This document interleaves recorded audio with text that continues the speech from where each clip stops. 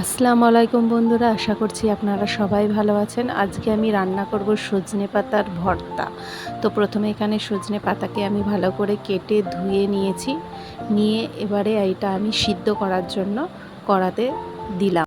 যারা এখনও আমার চ্যানেলকে সাবস্ক্রাইব করেননি প্লিজ সাবস্ক্রাইব করে দেবেন এবং পাশে থাকা বেল আইকনটি অবশ্যই ক্লিক করবেন, তাহলে সর্বপ্রথম নোটিফিকেশান আপনার কাছে চলে যাবে।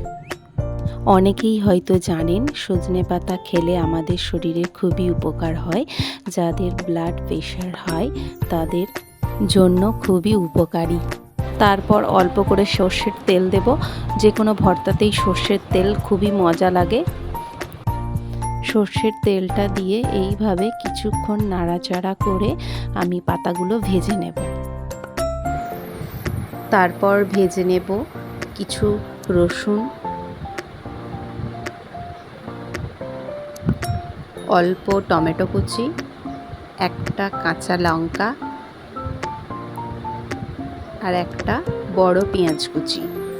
এই সব উপকরণগুলি তেলে ভালো করে ভেজে নেব। পেঁয়াজটা আপনারা চাইলে কাঁচাও দিতে পারেন।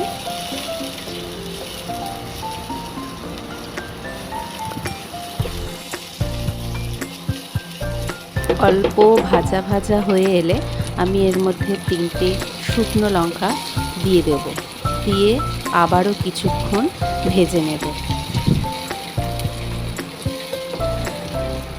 ভাজা হয়ে এসছে, এবারে এটা রেখে দেব।